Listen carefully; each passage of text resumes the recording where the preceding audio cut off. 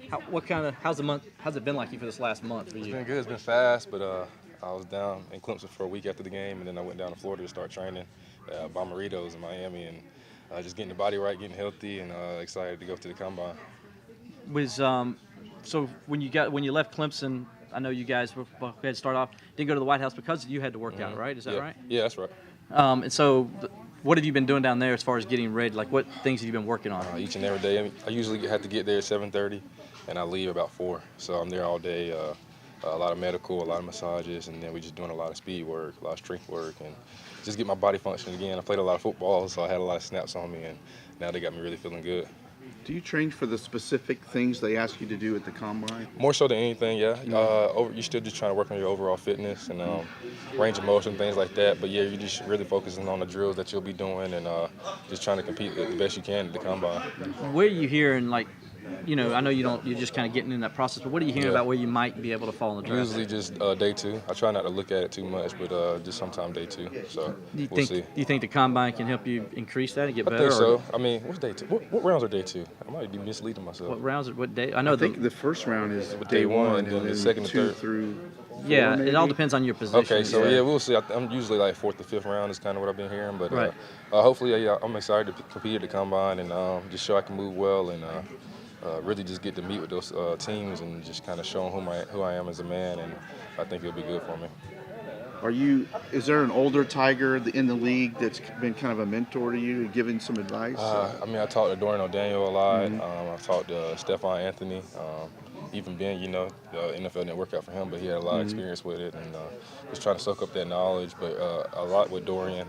He was actually down training at Bomberitos last week, so I got to spend some time with him and just kind of prepare myself for what's going to come. The combine is what helped Dorian get drafted. Oh yeah, and for all. sure. So But what advice did he give you that? Yeah. Just more so. I was just kind of wanting to know, like, as far as the interviews, how things like that go, like what to expect. And it's hectic. You're up at 5 a.m. You don't go to sleep till 11 something. So it's a drain on the body. But just kind of figuring out how the interviews will go and just really just being yourself. Do they train you for the interviews? They kind of prepare you a little bit, but it's just more so teams can ask different things. Some teams can get you on the board and kind of want to see your football knowledge. Some teams want to know your character and who you are as a man. So no character issues for me. So I think I'll just be more so with the drawing up and kind of showing them what I can do, intellectually.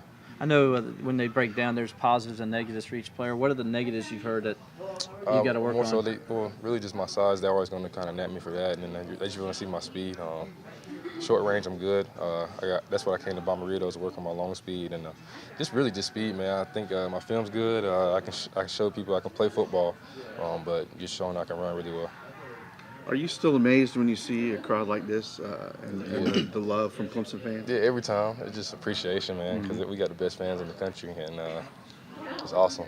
Just being able to see all this orange, it's kind of like nostalgia for me. I ain't been going that long, but it just kind of brought me back, and it's good to see all the orange. And just showing love for the great season, because we were the 15-0, and I knew they'd be excited to come down here and see us. It must be a strange time for you. Are you sad that part of your life is over, but looking ahead to what's next? Yeah, well, I was at Clemson for 5 years, so it was time for me. But I enjoyed it, and we went out on top, so that's really kind of the way I wanted to go. So, it's the next step in life, and I'm just enjoying it and taking it day by day and just trying to get better and see what happens. I know there was 18 players that were tested before the Cotton Bowl. Were you one of the 18 players? No, I wasn't. Okay. Yeah. How often did you get tested at Clemson? Well, for the PEDs, it just varies with the NCAA. NCAA usually does PEDs, and then Clemson itself does like drug tests and stuff like that for street drugs. So, but I mean, I got tested I think 3 times during the season, and